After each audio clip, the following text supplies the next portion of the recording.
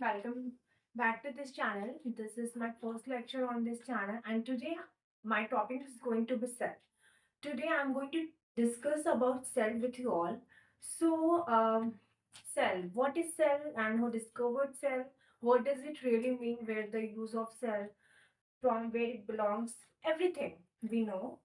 But in this video, we discuss a little about what is cell. But this एक little introduction पढ़ते हैं जिससे हमें ये क्लियर हो जाए कि सेल वर्ड आया कहाँ से और ये है क्या एक्चुअली और इसका मीनिंग क्या है. So it's a biology term. So in biology cell means smallest unit of living organism. ठीक है, okay.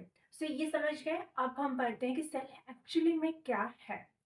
Cell is the basic structural and functional unit of life.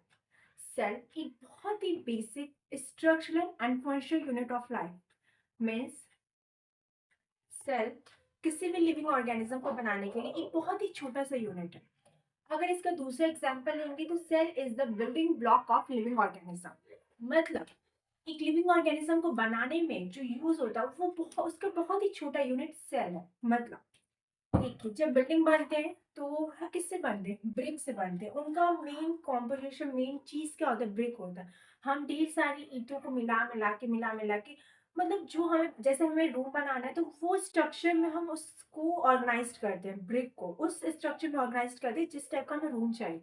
अगर मुझे अब सर्कल में चाहिए, अगर मुझे फिर वेल मतलब कुआं बनाना है तो हम उसे सर्कल में रखते हैं. मतलब हम अपने फंक्शन के हिसाब से उसको एडजस्ट करते हैं.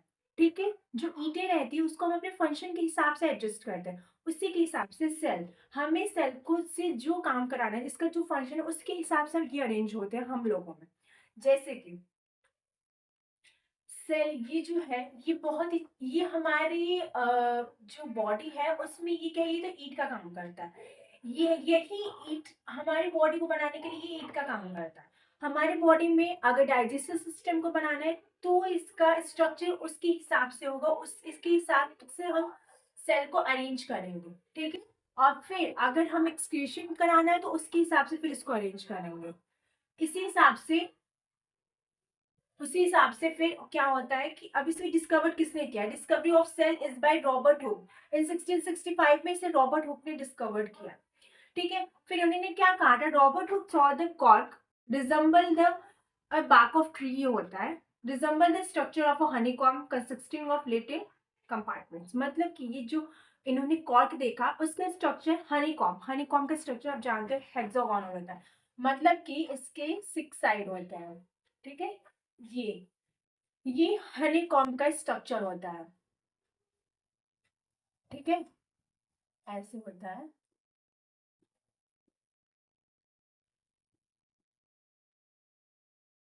ठीक है, ये हमारा ऐसा स्ट्रक्चर हनीकॉम्ब का होता है. ठीक है, तो इसका जो इन्होंने कॉर्क देखा था, जो उसके स्ट्रक्चर हनीकॉम्ब के इस स्ट्रक्चर से रिजेंबल करता है, इन्होंने ये बताया था हमें. अब हम क्या पढ़ते हैं कि सेल कितने टाइप के होते हैं? ये 2 टाइप के होते हैं, यूनिसेलुलर और मल्टी सेलुलर. यूनिसेलुलर में क्या है कि ये एक सेल से मिलकर बने होते हैं. दैट मीन्स कि ये एक सेल है तो यही यही ऑर्गेनिज्म ही हो गया. मतलब इनके सिर्फ एक सेल, एक लिविंग ऑर्गेनिज्म है. लाइक पैरामीशियम है अगर, तो इसके में एक ही सेल होगा. ठीक है, हमारा ह्यूमन बॉडी क्या है? ये मिलियन ऑफ ट्रिलियन मतलब बहुत सारे सेल से मिलके बने होते हैं. अभी आप एक छोटा सा हम लोग का स्किन लोगे, उसमें कितने जानो कितने सारे सेल होंगे. उसी मतलब कितने सारे सेल होंगे. लेकिन ये जो यूनिसेलुलर होते हैं, जो एक सेल से मिलके बने होते हैं, वो सिर्फ एक सेल से मिलके बने होते हैं. ठीक है, उसके बाद ये एक्सेसिव, इनकी एग्जांपल क्लेमिडोमोनास पैरामीशियम. और यही एक्सेस सारे फंक्शंस प्रोवाइड करता है. यही डाइजेशन का प्रोवाइड करता है, ये यही फूड इंटेक का प्रोवाइड करता है, ये एक्सक्रीशन का है. यही सारे फंक्शंस इनके में प्रोवाइड करता है. इनके में हर एक फंक्शन के लिए डिफरेंट सेल्स या डिफरेंट स्ट्रक्चर्स नहीं होते. यही सेल होता है, एक ही सेल होता है और यही सारे फंक्शंस प्रोवाइड करता है. अंडरस्टूड. अब दूसरा मल्टी सेलुलर, ये एक सेल से मिलके ज्यादा, मतलब इनमें बहुत ढेर सारे सेल होते हैं और हर एक फंक्शन करने के लिए डिफरेंट स्ट्रक्चर्स लिए रहते हैं. जैसे गोल्गी एपरेटस हो गया.